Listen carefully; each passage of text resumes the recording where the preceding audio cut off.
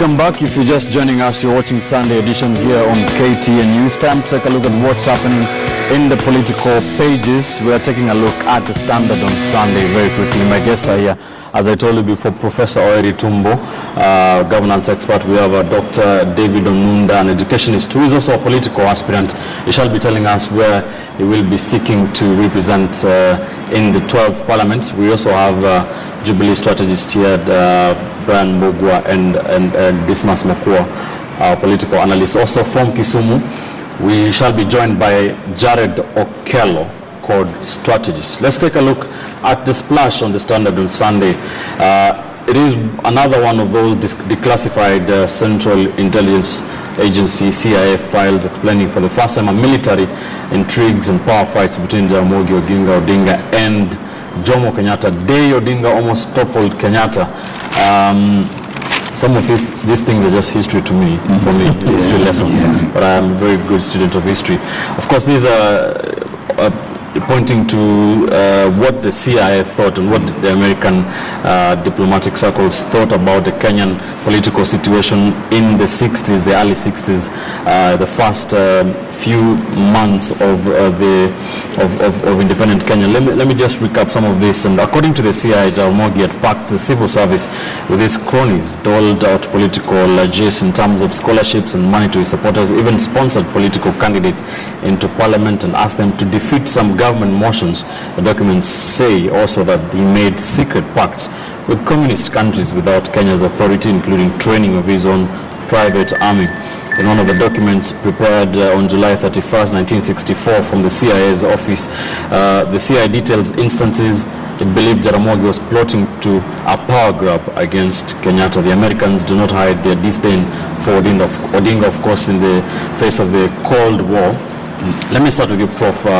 If you can just take us through this and juxtapose it with today's politics. Again, in a few months' time, it will be the Odinga family versus the Kenyatta family again, decades later.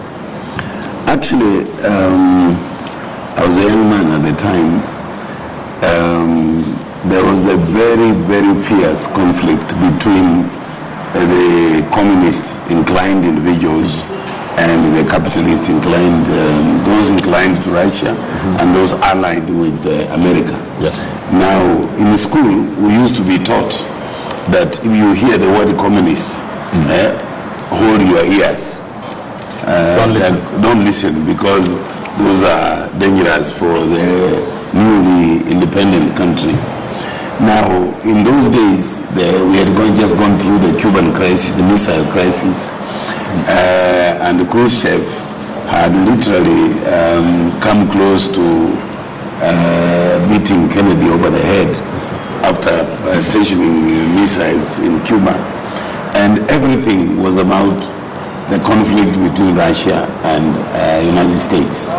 Now, at independence, one can imagine that Britain was also allied with the United States.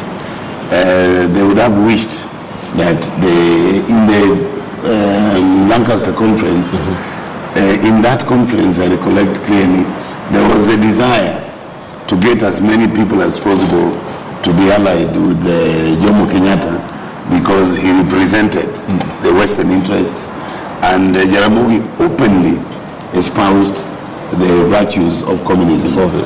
So what happened is that as soon as independence was granted, that Cold War continued in government, and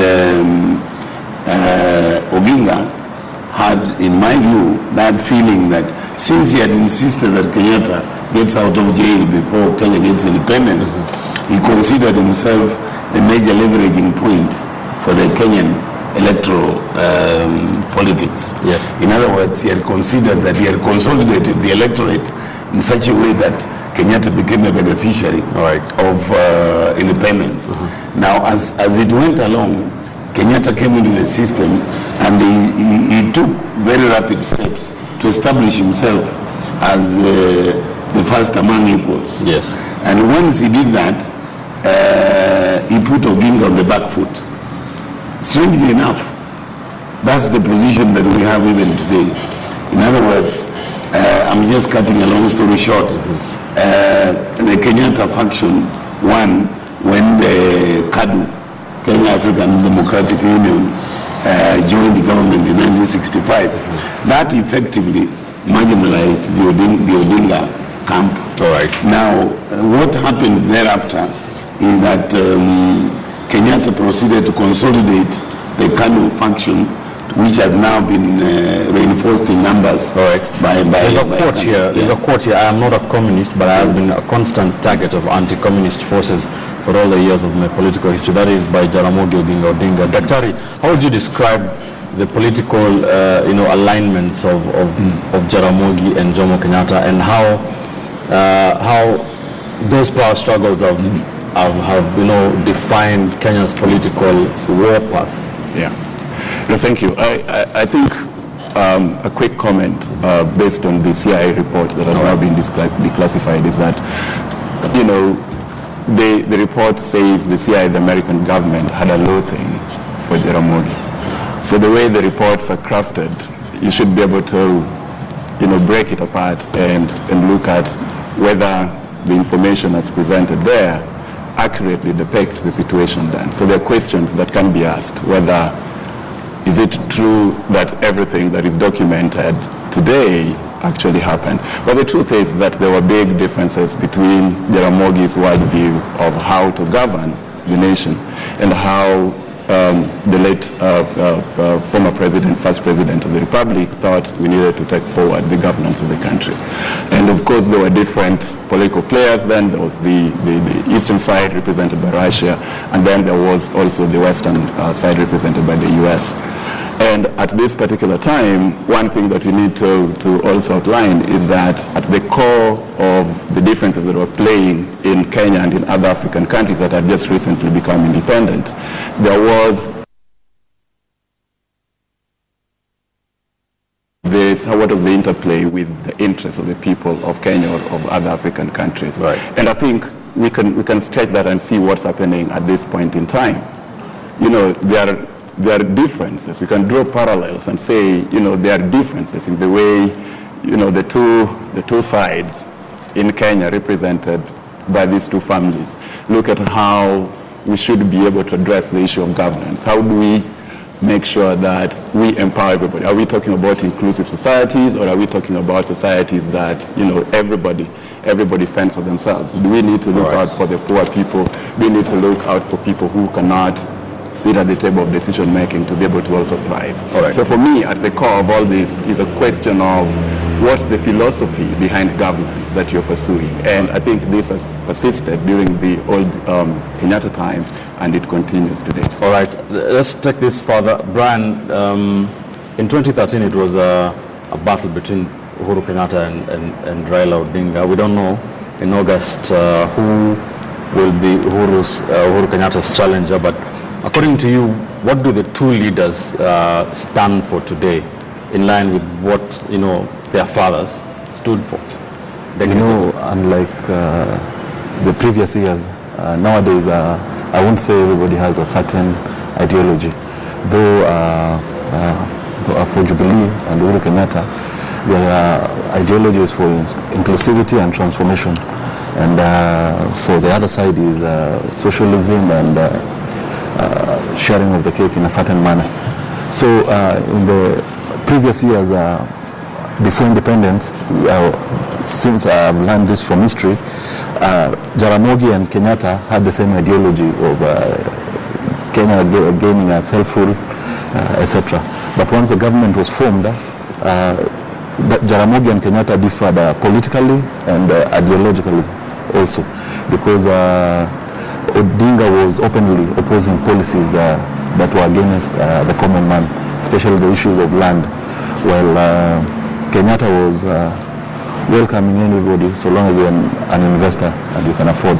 So it was capitalism versus communism at that point. And the thing turned to worse, I think, at 1969 when Plebama Pinto was killed. And that's when also Jaramogi left government and he formed his KPU. 1966. Yes, starting the opposition. All right. Dismas, what is your analysis of this declassified files versus what's happening today even?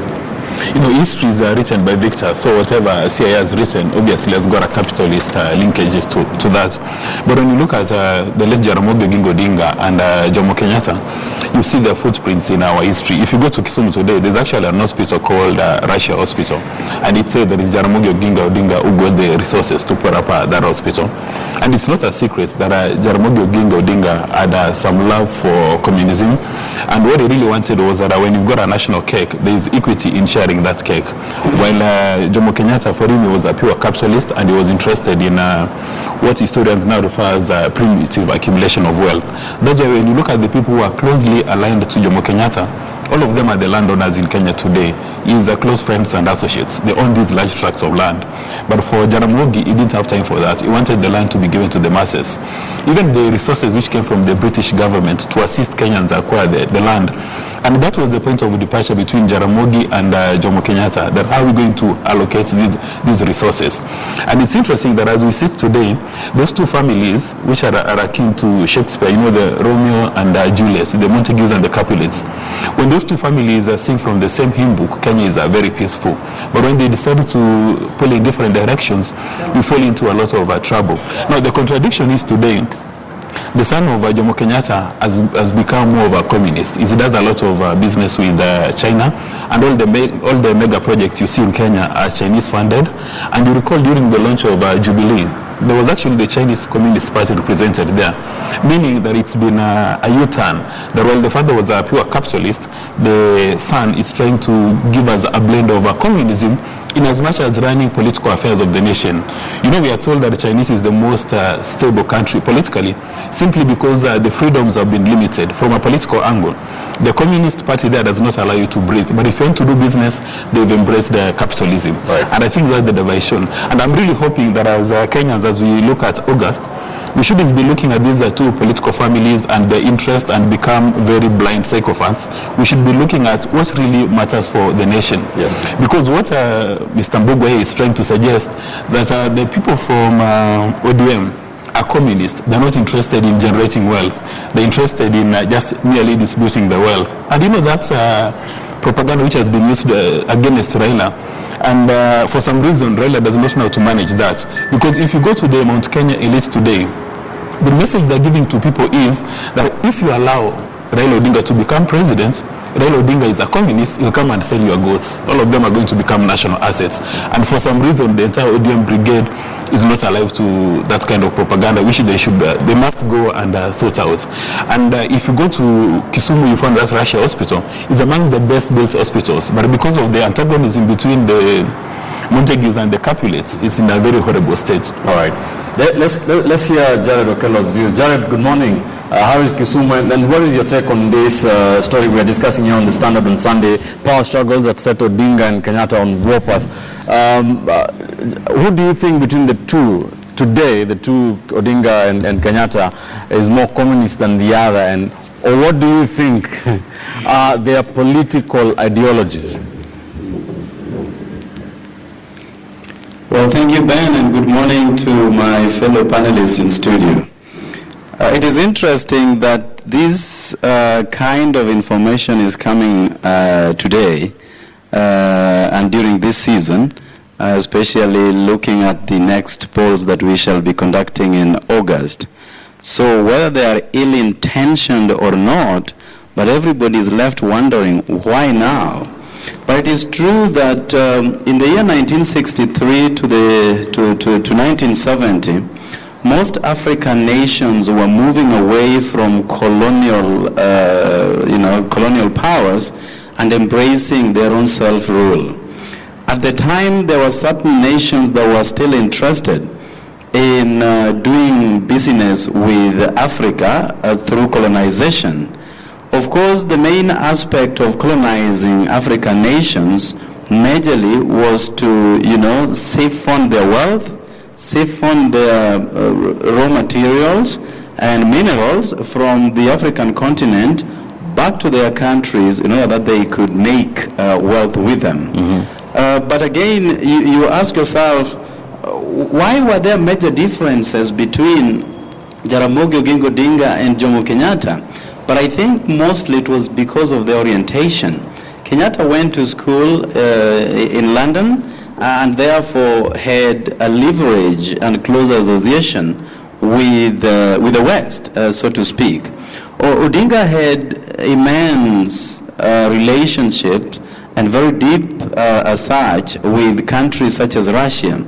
And it is true what they have documented that there were many people who were sent to Russia to go and seek education in that country. Of course, the notion that existed that America embraced capitalism, whereas Russia and other Eastern nations embraced communism, had to then percolate down to Jaramogi and therefore be branded so. If you read the article that has been done today by the Standard, they even said there were, weapon cache that were found beneath Odinga's office. Odinga in his book, Not Yet Uhuru, actually distanced himself so much from the presence of or any knowledge about the existence of that cache down in his office. But intelligence networks, the military and propaganda had the potential to plant that cache in his office. And that is something that commonly happens when people differ with governments on matters ideology. All right. But bringing it down today, yes, we are back again to Kenyatta family, pitted against Odinga family in the next elections. Of course, I know we shall be discussing this further, but if Odinga will be the candidate under National Super Alliance, then we are going to see this playing again.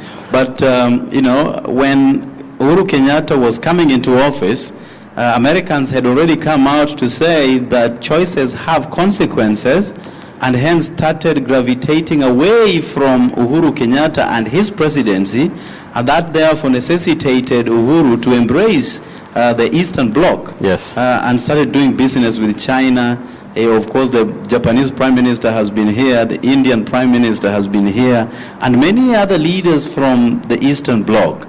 So if you ask me today, I would say that Uhuru Kenyatta is more communist than Raila Odinga today.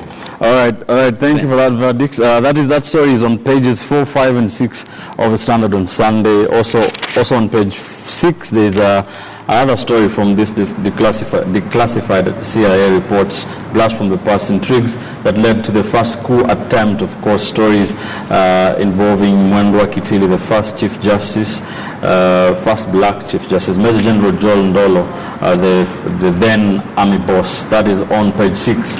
Let's now come back to today. Enough of history lessons. And on page 9 of the Standard on Sunday, Raila, we are united as NASA to beat Jubilee, telling Jubilee that they should start packing because they will remain united, and in using that formula, they will kick them out. Let's listen in to him speaking in Vihiga County yesterday.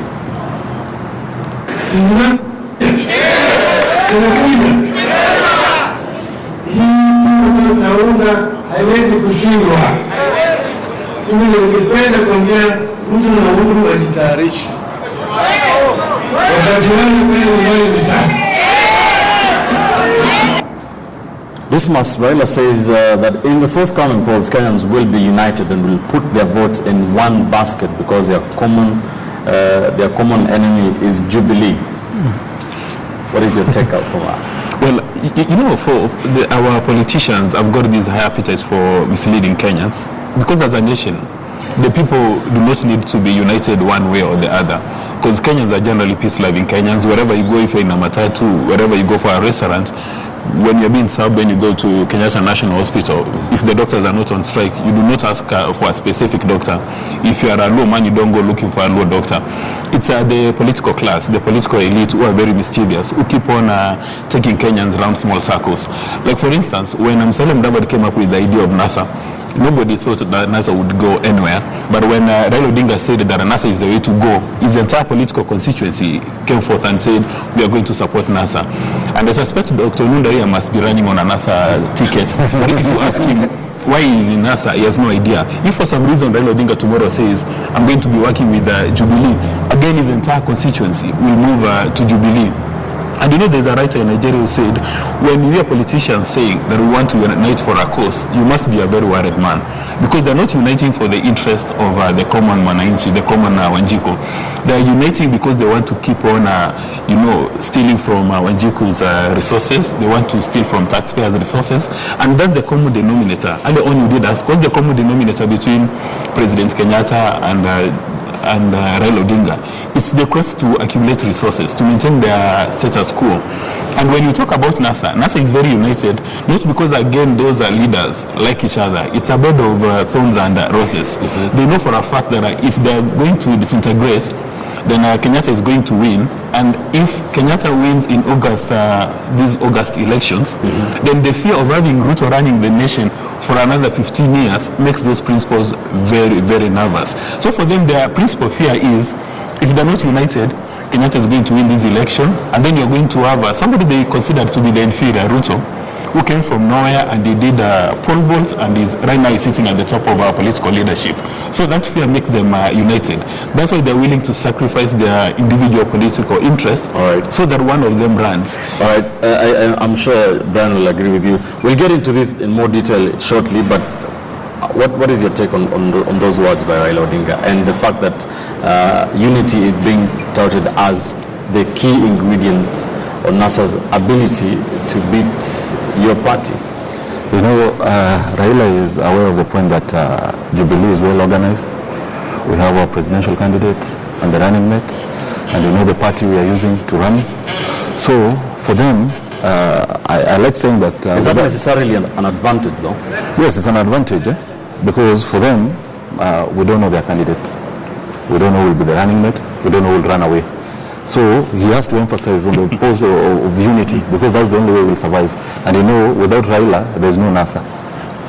All right. Can I buttress that point before he moves further? Sure. Because it's a burning issue. Mm-hmm. And when you look at the IBC, they've given their schedule of events, and they expect parties to nominate their candidates, presidential candidates, in May. Yes. So technically speaking, NASA's got another 4 months to go through their house and find out who's going to run against President Kenyatta. And nowhere in the world will you find an incumbent facing a challenge. Like, for instance, Kenya would be in a state of shock if Jubilee did not have a presidential candidate, knowing very well that we have Kenyatta, unless again Ruto is attempting to do a coup within Jubilee. And you know that probability does exist, because when you look at Ruto, the way he's been doing his country tours, trying to ensure that the candidates, or rather the incumbents, the various governors, MPs and senators who are not loyal to him are being kicked out, then there is that possibility. And if it happens, then Brian here should not be seated comfortable telling us that President Kenyatta is the obvious candidate. But the pertinent issue here is, why would Jubilee be worried that the competition is not in order?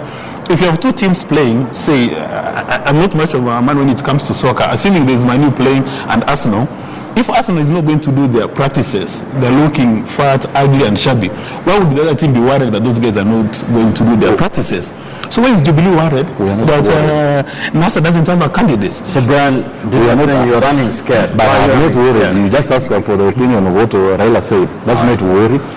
It's not worry. We are not worried at all. In fact, we are prepared, very much prepared. All right, the detail will be the same. Do you think unity is the key ingredient in NASA's ability to beat Jubilee in August? Yeah, unity is key. But I wanted to make a point before I address that. I think there is nobody running away from NASA.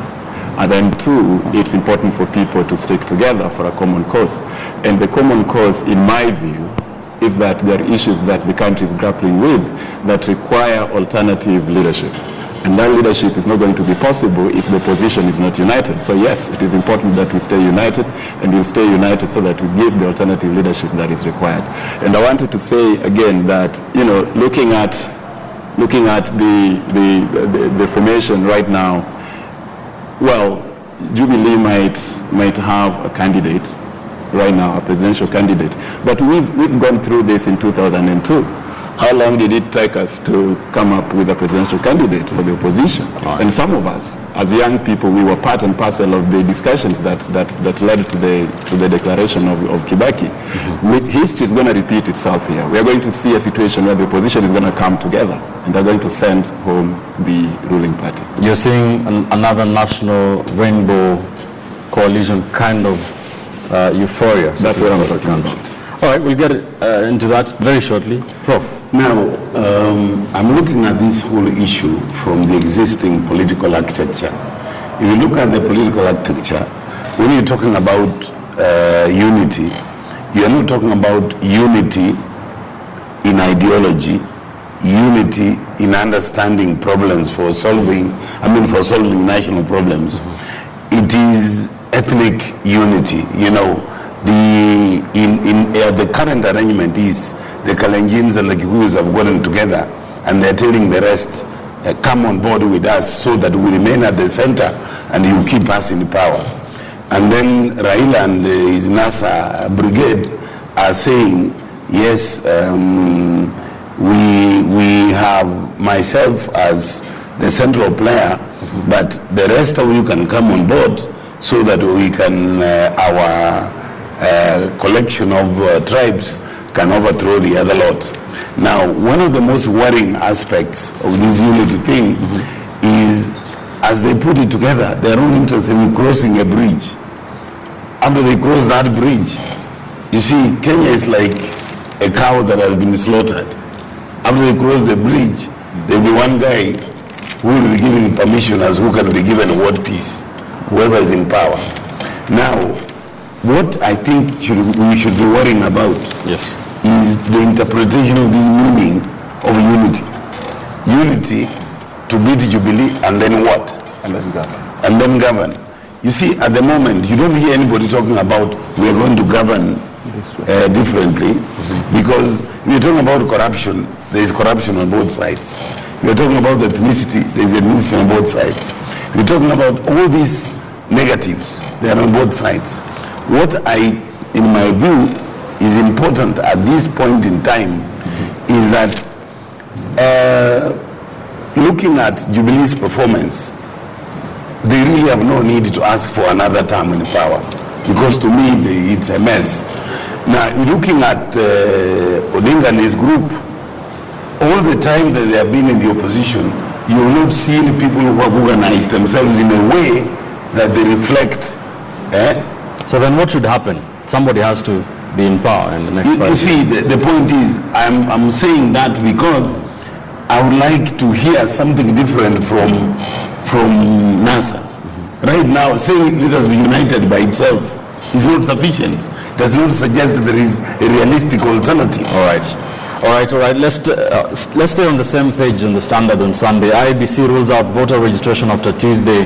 The Independent Electoral and Boundaries Commission will stop the continuous voter listing process on Tuesday, 14th of February, this coming Tuesday, as the deadline was, locking out millions, possibly, of potential voters, despite some calls by the opposition, led by Raila Odinga, to extend that deadline to ensure more people are able to register as voters. Jared, let me take your view on this. We'll talk about the NASA, what next NASA, which way forward shortly, but what do you think about this stance by the IEBC to stick to those deadlines? Well, Ben, it is true that IEBC is walking a tightrope now in terms of timelines or timeliness for various activities that must be undertaken before we get to our next elections. Mass voter registration, this is the second time that we are seeing it after the 2013 elections.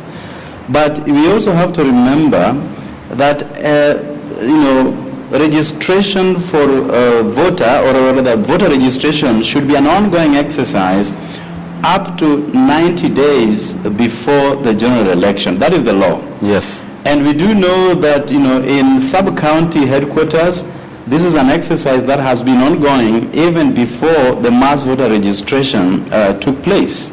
So we only hope that IEBC will firstly respect the rule, respect the law, respect the Political Parties Act together with the Elections Act, to allow this to continue, even if it is not about the mass registration, but at the sub-county levels until 90 days that is prescribed in law.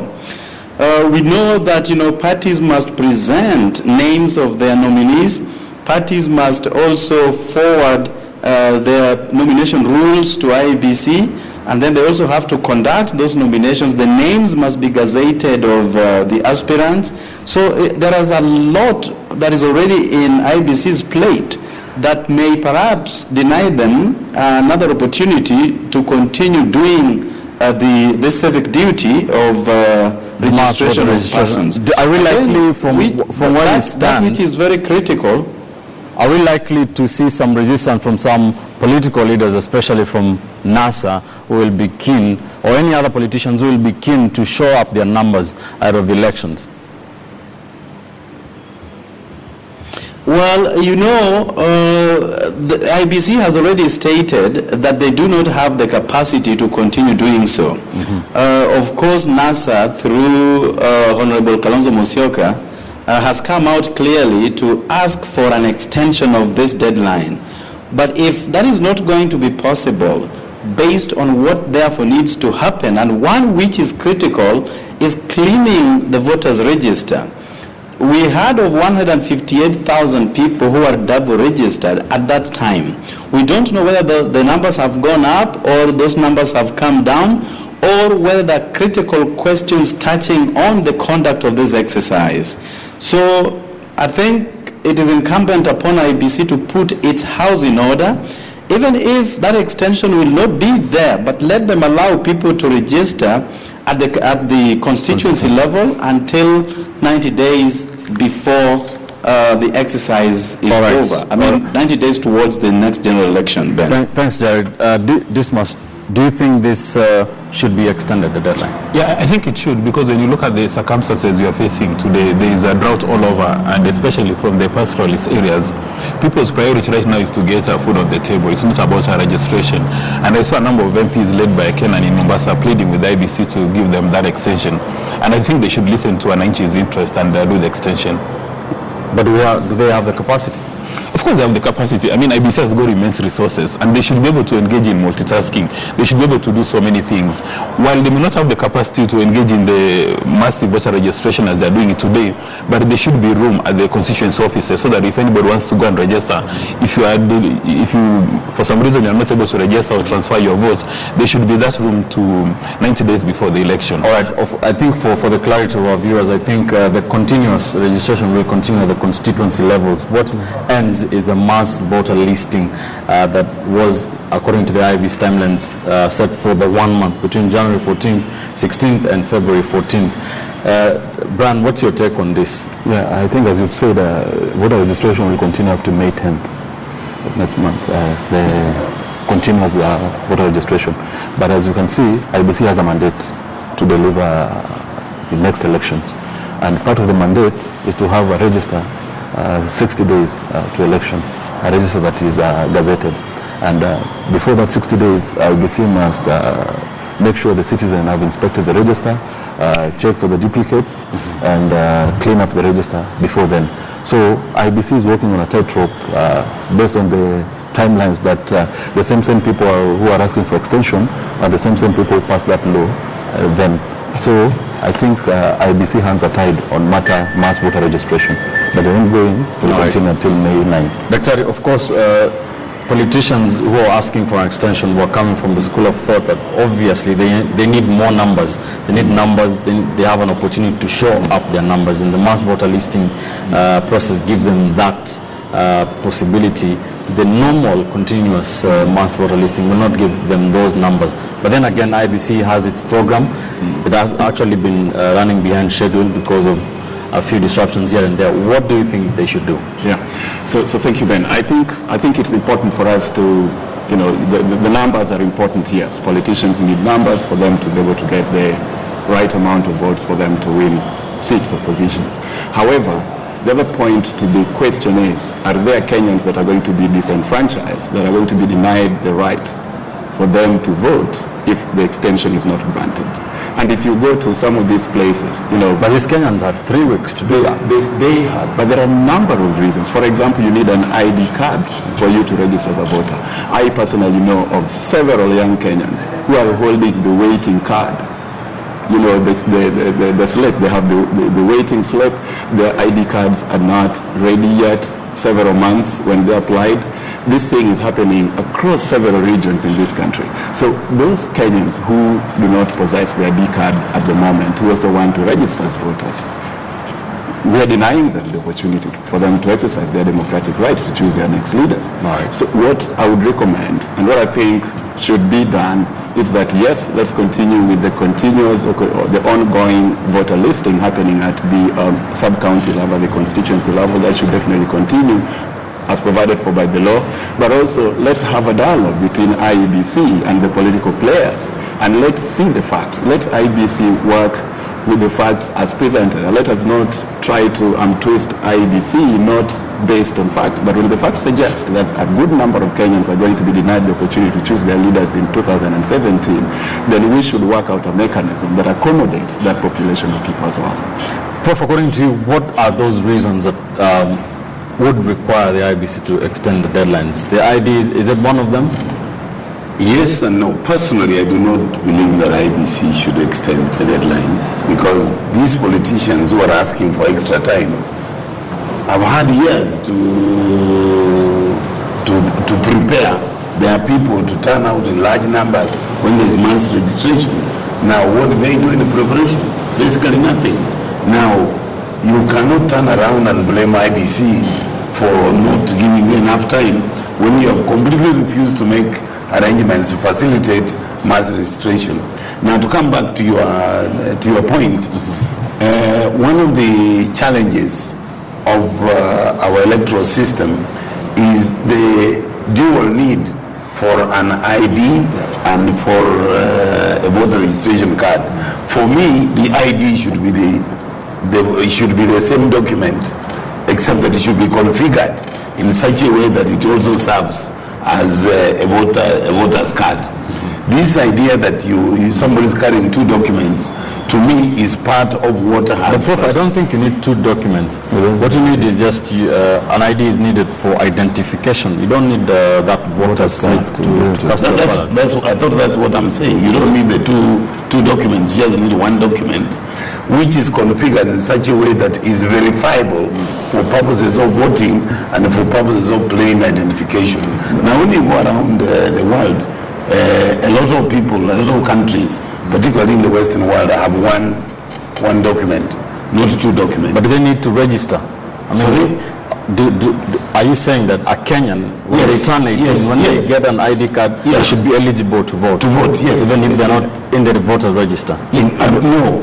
Once you enter the ID registration register, you spontaneously register as a voter. Once that happens, To what constituency? Yes, this must. But actually, I've had the occasion of speaking with a number of members of the National Assembly, because you remember my position on our current members is that both the Senate and the National Assembly has been invaded by mediocrity, impunity and corruption. They're not able to function. So I did pose a question to one of the members as to why, instead of spending so much resources in voter registration, can they just amend the relevant laws that are, if you are above the age of 18 and you've got a national card, then automatically you are a voter. And the answer was shocking, because this member of the National Assembly from Jubilee said the number of fake IDs you have in Kenya today, that people who've got the Kenya national ID and are not Kenyans, there are so many. That if you pass that piece of legislation, then you're going to subject this thing to a lot of manipulation and stealing. That there's nobody in Kenya today who actually knows how many national cards have been issued. That's very shocking. So when they say that you produce your ID and then you get a voter's card, for them they think that's a strategy to minimize that kind of mischief. But again, when you go to IBC and you give them the national card, they've got no way of verifying whether or not it's genuine or fake. They still give you registration. So I really think the current National Assembly and Senate have given us a raw deal. But taking a divergent view from Professor Tumbo, the primary mandate of registering voters in Kenya, it's IBC. It's not politicians. Politicians came to mobilize voters because of that lacuna. There was a vacuum. So you cannot blame politicians today for the poor numbers. It's supposed to be IBC to go out and register voters. And another key variable is Major General Kaisei, who is on record, and last week you played the clip, is given instructions to the former provincial administration in the Jubilee leaning areas that if somebody applies for an ID, within 3 days give him the ID. And there's a politician called Bon Kalwale whose daughter applied for an ID December 20th, and as we speak today, more than 3 days later, Kalwale's daughter doesn't have the voter's card. So there's some areas in Kenya which has been disenfranchised, not because of an act of God or nature, but because of Major General Kaiseri giving those instructions. Right. If you go to many court-leading areas and you even want to have a conversation with the local D or the local DC on voters registration, they're very reluctant to talk to you. But if you go to Central Province, they will roll out a red carpet for you. So those are issues that which I think must be addressed as a matter Brian of has urgency. a final say on this. I think this must live in a world of its own, because as we speak, IEBC, the banks, they have a PRS data. They can confirm if the ID is genuine or not. That's why they're saying after mass voter registration, they'll go run their data against the APRS data to weed out those that have IDs that are not genuine. What maybe is implying is that people have, non-citizens have IDs. They're not citizen, but the IDs is genuine. No, there's a difference. You can have genuine documents, but you're not a citizen of the republic. So this man should not mix these things. And on the issue of Kaiseri, I think the president was very clear and was directing his officers countrywide to issue those IDs. And we know in some areas I've seen the two political divide. One is holding mega rallies, one is urging people to take a voter's card. So there's a difference in how this... So it was an order for the whole country. Was it a mistake to issue it in a Jubilee stronghold? Was it no, you see, Kenya is Kenya. If you